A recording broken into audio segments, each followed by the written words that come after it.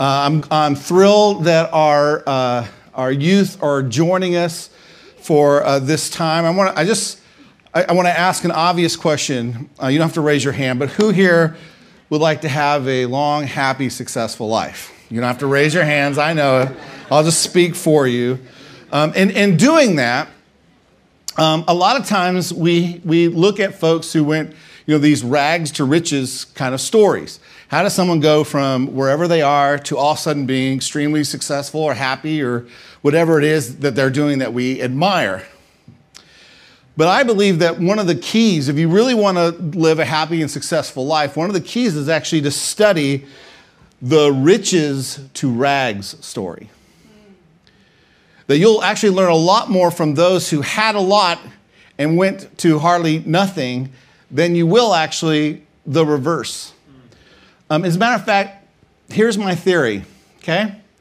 I believe it's actually harder to hold on to success and happiness than it is to get success and happiness.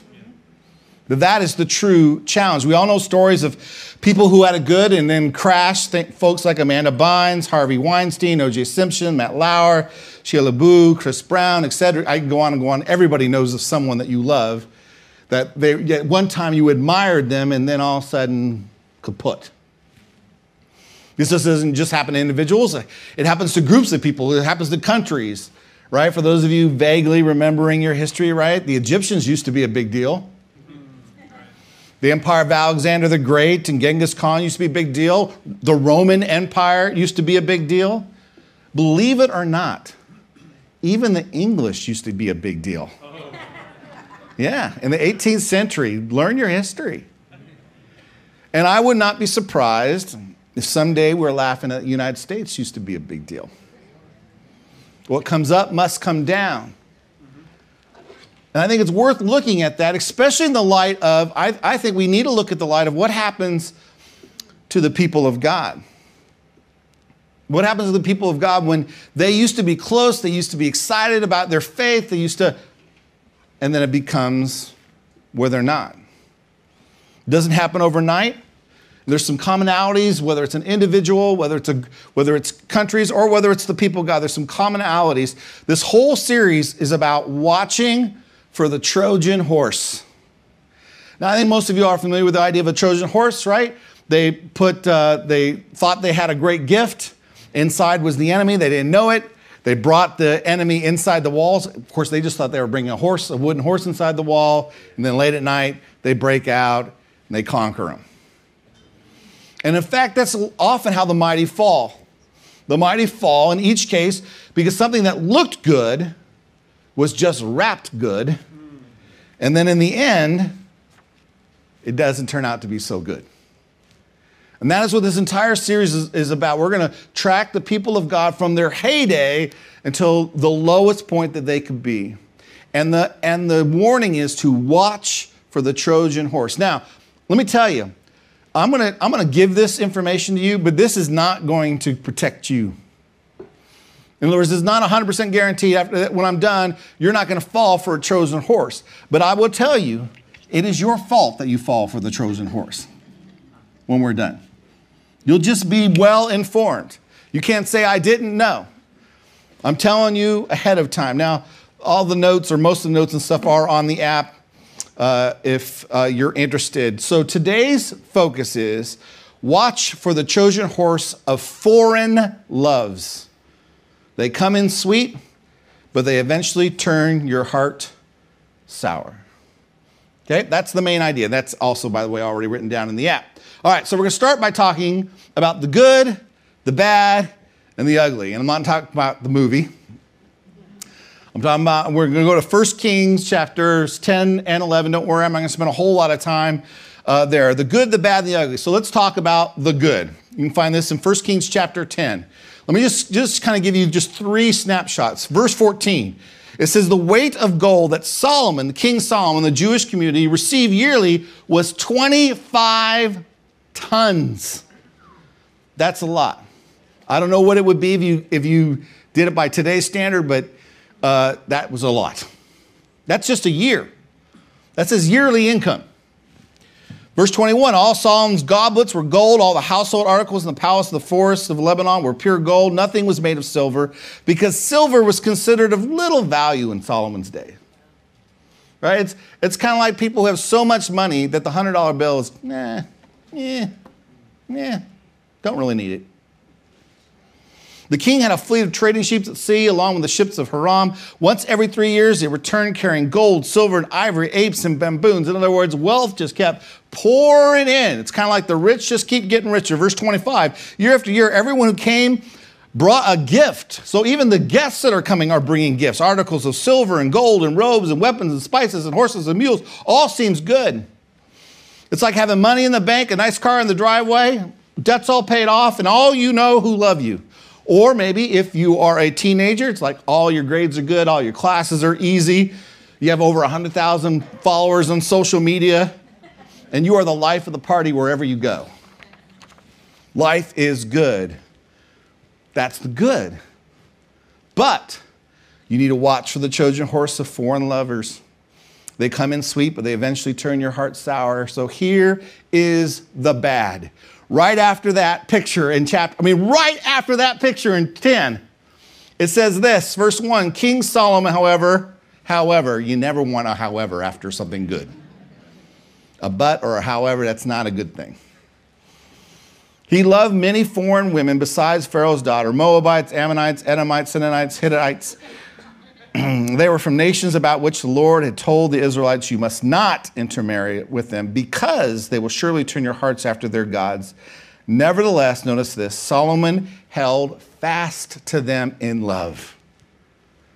This wasn't just lust, it was in love. Verse 7, on a hill east of Jerusalem, Solomon built a high place for Shamash, the detestable god of Moab, and for Molech, the detestable god of the Ammonites. He did the same for all his foreign wives who burned incense and offered sacrifices to their God. So there's two major themes here of what is bad. The first is he had many wives. And God in the scriptures previously had already told all the kings of Israel that if you were going to be king, you are not to collect horses, chariots, and wives. It was a common thing among kings in that day. And guess what? Solomon did all those things. And it points out he had all the stuff. Now, on one hand, it's practical. It's politically practical. We don't think about this in this day and time. But back in this day, the best way for two countries to make peace is for a king to marry the daughter of another king, because you're less likely to attack family. Right? So there are 999 different countries that he makes peace with, and he marries a woman from each country. It's not quite like that, but that's the idea. So there's a practical thing to it. It made sense on one hand, but ultimately we find it's bad. It's a bad thing. Also, it says here that he built these high places. In other words, these places of worship. And initially they were far from Jerusalem. And he didn't build them for himself, he built them for his wives. Now this is an important distinction, right? Because they're not to worship God or other gods. And technically in the beginning, Solomon's not worshiping other gods. He just loves his wives so much, he wants a place for them to worship the God that they love. That's bad. And here comes the ugly. Remember, watch for the Trojan horse of foreign loves. They come in sweet, but they eventually turn your heart sour. The ugly. As Solomon grew old, verse 4, his wives turned his heart. Now, it took some time. By the way, that's important to note. It took some time. A lot of times we don't believe the things that we're told because it's like, well, mom or dad or the government or whatever said that this would happen and I did it and it didn't happen, or so-and-so did it and it didn't happen. Like it's going to happen overnight. And if it has some fentanyl in it, it might happen overnight. But most of the time, it takes some time. So his wives turned his heart after other gods, and his heart was not fully devoted to the Lord his God. As the heart of David his father had been, he followed Ashtoreth, the goddess of the Sidonites, and the Molech, the detestable god of the Ammonites. So Solomon did evil in the eyes of the Lord. He did not follow the Lord completely. Notice, he has not completely rejected God. He's just now not completely following God, as David his father had done. So again, I'll point out two things where it gets ugly. The biggest one is divided loyalty. It's not he stops loyalty. And by the way, this is a lot of things that fall apart. They fall apart this way. So this doesn't just happen to do with your faith. It happens to do with your schoolwork. It has to do with friendships. It has to do with marriages. It has to do with anything in your life, your health. At some point, the thing that you love, maybe even a dream, you add something else. You divide your loyalty. So no longer is school the highest priority, or work, not even highest priority. You're not as focused on it as you were. You're not as focused on work. You're not as focused on a relationship. You're not as focused on a dream as you once were. And you just give it a little sliver to something. And then that sliver gets a little bit bigger, and a little bit bigger, and a little bit bigger. And that leads to a divided heart. That leads to trouble. That leads to a heart actually turning cold. And that's why we find here in these verses when it turns ugly, he didn't just build a place for his wives, but he himself gets involved in worshiping other gods. Now, he still goes to the temple. He still worships God. But something else is kind of snuck in, and it's divided. It's pulling, and his faith is not hot. And quite frankly, these other religions, these other choices are going to seem awesome. Remember? They come in sweet. The great thing for adults, the great thing about these other religions is they were heavily involved with different kinds of sexuality, different kind of new views. The other thing about these other gods is there's some intense things. You know, they kind of seem like they must be really religious. I mean, one even led to sacrificing your own children.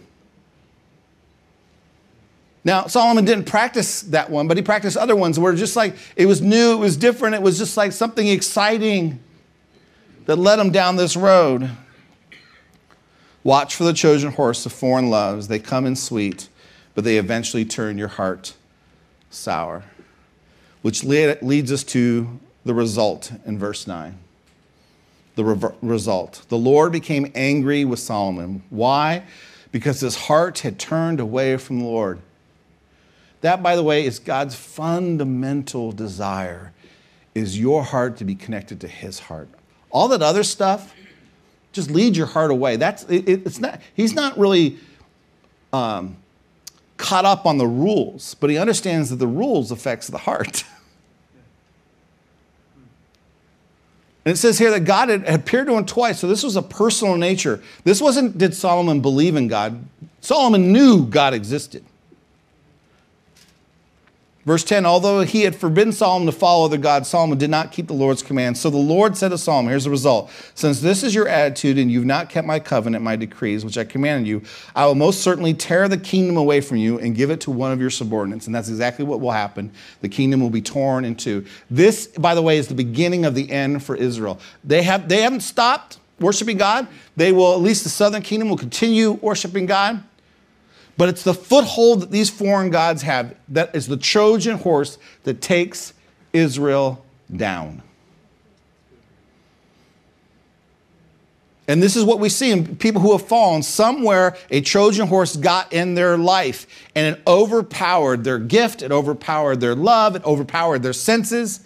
It could be a drug, it could be fame, it could be success, it could be lust. It doesn't matter what it is. It came in sweet. And it ended up sour. If you were to read one of the Solomon's writings, Ecclesiastes, you discover that Solomon's heart began to turn from the Lord. And when that happened, he went through a period of cynicism and despair. He even questioned whether his life was worth living. He had it all, and he questioned whether his life was worth living.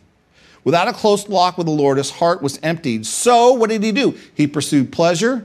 He became involved in commercial ventures with many foreign nations and engaged in vast building programs. By the way, all of them were successful. This wasn't he tried this stuff and it all fell apart because he didn't love God. Opposite. He tried all this stuff and it all was wonderful, but it left him empty. However, he found no enjoyment in life. At least 38 times in the book of Ecclesiastes, the letter that he wrote, Solomon writes, vanity of all vanities. In other words, it's meaningless.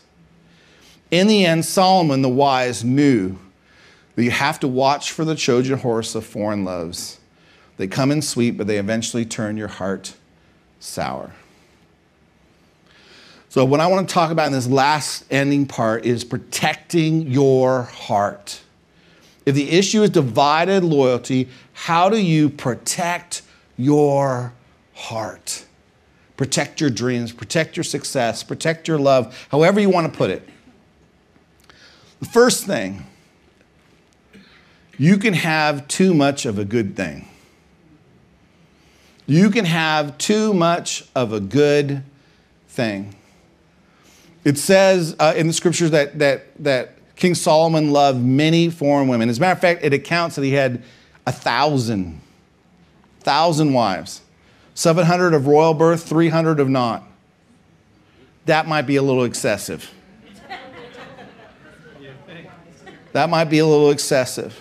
Now, it didn't start that way. It started with just Pharaoh's daughter, which he probably shouldn't have done in the first place. Again, that's a political thing. He should have trusted God in that. But the thing is that it was just more and more. And initially, all these things, initially, a little bit of money, more money, great. A little bit more, even better. A little bit more, a little better. Social media, right? A little bit of someone saying, I like you, great. A little bit of information of connecting with your friends, wonderful. But after time, it's kind of like, how do people feel about me? What's the newest thing? Too much. Status, success, just feeling good. Too much of a good thing. So many people get themselves in trouble because they find something that makes them feel good and then they eat even more. Or they drink even more. Or they give themselves to other people in relationships that they shouldn't even more. Because feeling too much of a good thing ends up to be a bad thing. Number two. So first way to protect your heart, you can have too much of a good thing. Second of all, be careful of what you love. Be careful of what you love. And that's, by the way, what you see all throughout this passage. It says that Solomon held fast to them in love. This wasn't just a fly by the night. He loved many of these women. His wives, though, turned his heart after other gods. And his heart was not fully devoted. And Lord's basic anger was because his heart had turned away. It was about what he loved. Now, ever since the discovery of the circulation of the blood, everybody knows that the center of human physical life is the heart. It pumps life to all of your body. And what is true physically is also true morally and spiritually. Our love and connection with God pumps life to the rest of our soul. That's why we are to love God with our heart, mind, soul, and strength. If you don't nurture that, if your heart goes bad, everything goes bad. If you allow your love, you allow your heart to be diseased or blocked or whatever illustration you want to use, it does not turn out well. And again, I want to point out that it says, as Solomon grew old. So again, it's like heart disease. You don't eat bad food and the next day have a heart attack. No, you kind of do a little something when you're young and it doesn't matter. And believe it or not, you don't see it, but it's building up. All that sugar, all that fat, all that whatever, right? And then later on in life, you start kind of eating healthy, which just means you don't eat from 7-Eleven. You go to a restaurant, but you still are eating fatty, cheesy, whatever kind of stuff.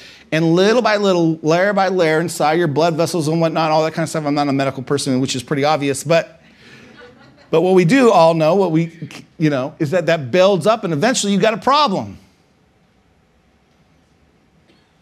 And no one sets out saying, I'm going to love drugs. No one sets out that says, you know what? I'm going to give my heart to people who abuse it, stomp on it. No one starts out that way. No one starts out and says, I'm going to be so filled with myself and my success that nobody will be able to relate to me, and I just won't think of it. Nobody starts out that way. Solomon did not start out going, you know what? Ultimately, I want to love more than God. and I want to discover that life is all vanity. He didn't start out that way. It's a series of little decisions where you begin to give your love. You begin to give your time to it. You begin to give more and more to making money, more and more to social media, more and more to status, more and more to success, more to feeling good, and avoiding, by the way, feeling bad. And as you love these things, as you divide up it's kind of like if you're familiar at all with the Harry Potter series, the main evil person in Harry Potter, one of the things he did is he divided his soul into 7 parts so he couldn't die. But the result of that was that there was very little left of him that was really alive. And that, in essence, is what happens when we just begin to willy-nilly love. We give a little bit of our soul here, a little bit of our soul there, a little bit of our soul here, and there's just less and less humanity and joy and true happiness in life. And here's the problem. Then we double down. You know, I did that, and now weed's not working anymore, so I'm going to try a different drug. Right? Beer's not doing it anymore, so I'm going to go to a harder alcohol. Right? One person in a relationship is not doing it, so I'm going to try multiple people. Right? This amount of money is not enough, so I'm going to try and cheat and do whatever I can to even make more money. We double down, and obviously the pain gets doubly worse. And I want to just point out here, Solomon's never completely rejected by God. You know what the result is? Solomon just doesn't experience the joy of life. I'm not talking about, man, you make a mistake, you choose the wrong thing to love, and God's like, you're out. Because if that was true, we'd all be out. So be careful what you love. Third, stoke the fires of your love and loyalty. Stoke the fires of your love and loyalty. Again, it's easier to find love than it is to keep it. It's easier to find love than it is to keep it. I know if you're single, especially if you're young, it doesn't feel that way, right? But for someone who's lived some life, and by the way, has done a lot of counseling with a lot of people, both married and unmarried and whatnot, let me tell you, it's easier to find than it is to keep. I'm not saying it's easy to find. I'm just saying it's easier to find than to keep. Because it takes a lot of work to stay in love. You know, let me tell you, almost 100%, I'm sure there's an exception. There's always an exception to the rule. But almost 100% of the couples that I know that have been married 30, 40, 50 years that are still in love, not just hanging out with each other, but still in love. If you talk to them, they will share with you this major crisis in their marriage life that they had to get through, that they had to work through, that they had to not quit. Usually the difference between people who ended up divorced and unhappy and people who are still married and happy is not that they didn't hit a crisis, they did not struggle through something, that something bad didn't happen in their marriage. It's that they did the hard work of working through it. And by the way, they both are. Sometimes one person's willing to do that, the other person's not. So I'm not trying to heap guilt on anybody. You got to stoke the fires of your love. And feeding the fires, if you love God, if it's sweet right now, you need to continue to do that. Or else, guess what? It will go out. Because there's lots of things and people that want to take that place. Lastly, be intentional. Don't leave your heart and life up to chance. Be intentional. You know, you just don't enter a relationship and say, well, let's see how it goes. If you want it to last, if you want it to work, you got to be intentional. So for youth, actually this is for everybody, but especially for our youth, I have 2 suggestions for you. 1, be careful who you hang out with. Eventually you will become like them and you will think like them. Number 2, be careful what you watch. I know I'm sounding like your parents right now, aren't I? I'm just telling you it's true. And by the way, I could just say this to the adults too, because some of them are hanging out in places and in social media and the news that they shouldn't, and it's beginning to affect their heart. So it's a lifelong principle. For parents, I would say, careful how you model how you stoke your heart. If you get really, really excited about football games and TV series and then little excitement about coming to church, you're modeling to your kids what you really love. And if you want them to love the Lord, you should model it. And if you don't, I'm not telling you to fake it. What I'm saying is stoke the fires of love. And make sure that there's a steady intake of spiritual food in your family, and it's not just come on Sunday morning. That's your job. We're glad to partner with you, but that's your job. For all of us, listen, this is the best advice I can give everybody here. If somebody came to you and said, I want to love Jesus more. I'm loving these other things, and I really want to lean into Jesus. Do whatever advice you give them. You don't need anything from me. Do what you would tell them to do. Just do what you would tell them. What you would tell them. Be intentional about stoking those flames. Watch for the Trojan horse of foreign loves. They come in sweet, but eventually they will turn your heart sour. A wise person judges something in the long run, in the end result, not in the sweetness of the moment. That's how the mighty fall. Father God, I pray that this word may land on good soil and hearts and give forth good fruit. Not my words, but your word. Open our eyes to the work of the enemy. Open our eyes, dear God, as we divide our hearts and lose life, which is truly life. And just continue to stoke that fire in us. And may we stoke it for one another, that excitement, that love, that passion for you, that we may fully experience the abundance that you have for us in this life and the one beyond. We pray this in Jesus' name. Amen.